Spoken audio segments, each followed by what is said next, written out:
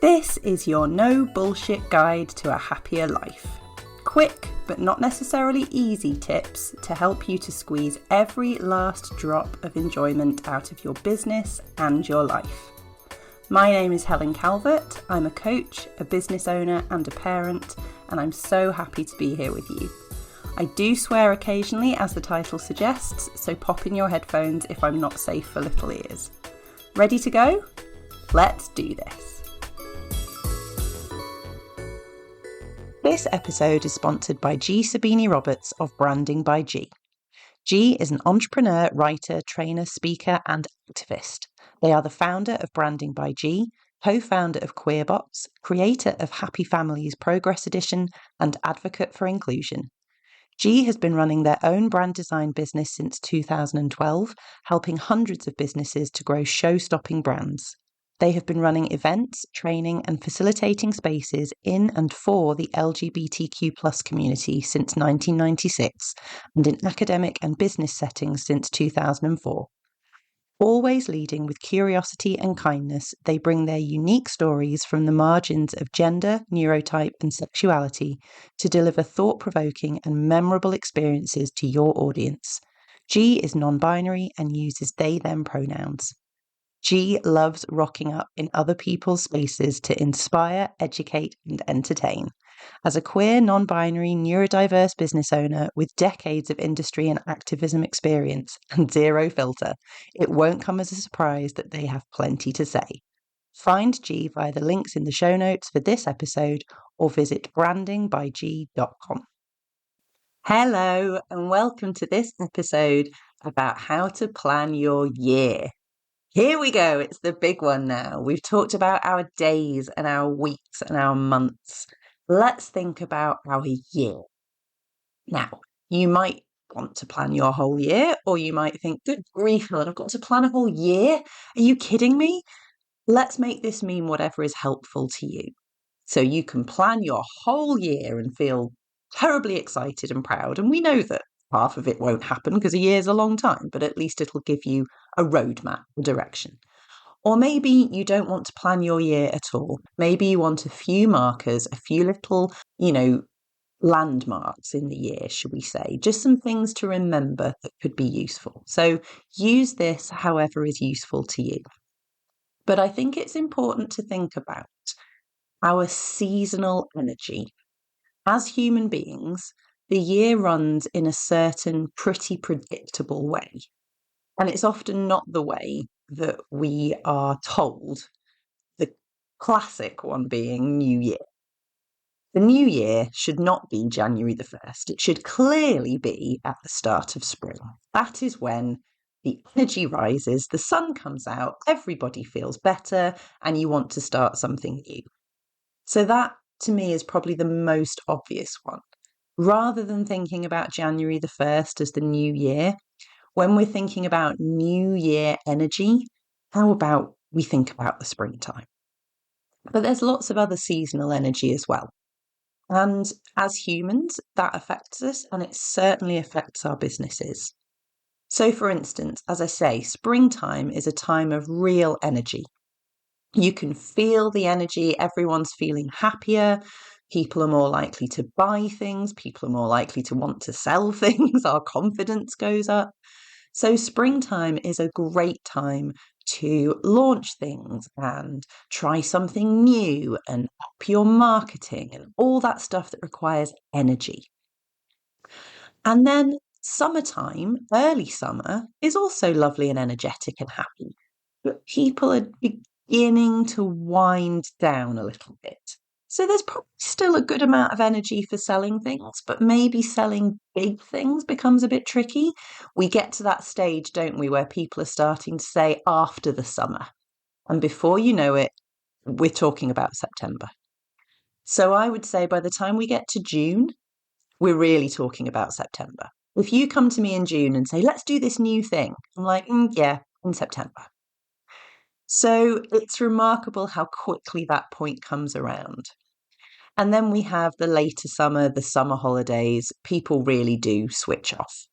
They want to because they want to have time off, or they have to because they're juggling childcare and, the kind of basics of work that they can get done. They're definitely not in a space to think deeply, be creative, have loads of energy. It's not time. And then we often feel like we have a kind of second new year in September.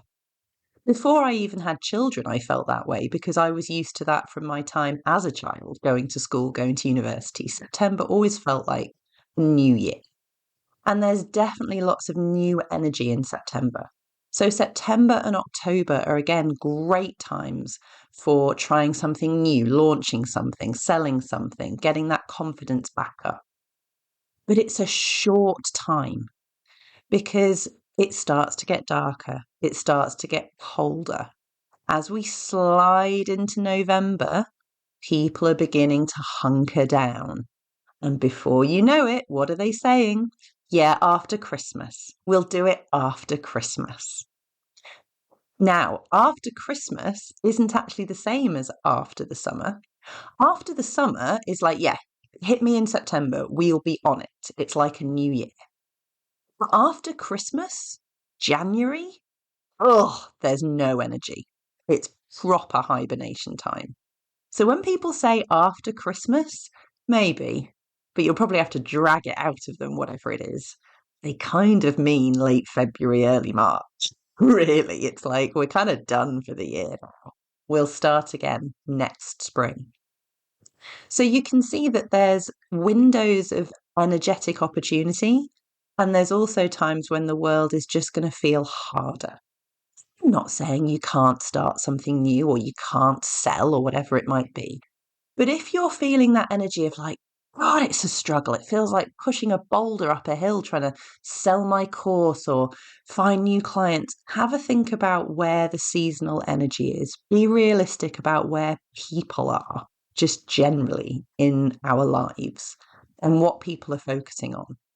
Because as soon as people start to focus on Christmas, it's just, forget it. Now, obviously, if you're a retail business selling things for Christmas, completely different energy. You're ramping up in November. December's huge. You're definitely going to want to, hibernate in January. You're going to be exhausted. So think about the seasonal energies that are relevant for your specific business as well. If you run holiday clubs, childcare, your seasons are going to be very different. So think about where the world is seasonally, but also where your business is seasonally. And then we obviously want to have time for ourselves and time to enjoy things, don't we? We want to have holidays. We want to have some time off. When we are working in a corporate environment or a traditional environment, there's a structure to the year that kind of already exists. People take holidays at certain obvious times. Those with families take holidays during the school holidays. So those without families might want to take their holidays at slightly different times because of cost and kids being around, etc. There's kind of a rhythm to it. When we're self-employed, we've got so much more freedom as to when we take time and what that time can look like. So, because we're not restricted by the amount of holidays we can take, we will want to plan in time to be with our families or time during school holidays or whenever makes sense. But we will also want to plan in just time for ourselves. I know this might come as a surprise to some of you, but if you're self-employed, you can take a week off just to be by yourself. That's not wasting your holiday time. It wouldn't be a waste if you were employed, but you don't have specific holiday time. You can take as much holiday as you like. The key thing is to plan it in advance. Why? Because it makes it so much easier to take it. If I said to you as a business owner, right, you've got to take next week off, God, that's going to be complicated, right? The amount of appointments to rearrange, deadlines to push, things to change, events to cancel. Oh, that's just like, can't be bothered. It's too hard to take time off. But if I said to you, in 4 months' time, you're going to take a week off, well, that's pretty easy, isn't it? Just don't book any clients. Arrange your projects around that week. No one will really even have to know because You won't have stuff booked then. Or if your business is the kind where clients do need you specifically every week, you'll have been able to plan it with them and give them loads of advance notice. So choose when you're going to have some time to yourself. Don't worry too much about what you're going to do. You might book a trip, you might stay at home, who knows what you're going to do, but let's put the time in, well in advance. Because we want to be making sure we're making the most of our self-employed freedom and taking some time, reaping the rewards. Otherwise, what's the point? And then we want to think about our goals for the year. So if you go back, think to last season, we did an episode on goals or goals and wishes, different things like that. Your goals don't have to be anything particular. I'm not talking here about, big financial goals or business planning or anything like that, but just what do you want out of the year? When the year comes to an end, whether we say that's the 31st of December or whether we say that's the beginning of next spring, what do you want to have got out of the year? Do you want to have earned a certain amount of money, made a certain impact, felt a certain way, had certain experiences, had more of something, had less of something? If we know what we want, we can start to break that down. Because if you said to me, "Oh, Helen, I really want more adventure," well, that takes a bit of planning, right? I mean, we could go out tomorrow and have an adventure, but I bet it's easier if we plan it in advance. So, what is it you want? And can you plan that in and think about, does it require any preparation? If your goal is to do more public speaking, you probably need to apply for that stuff quite far in advance and plan in some prep time. And, it's not just going to happen, is it? So, let's plan that in. Think about what we want out of the year.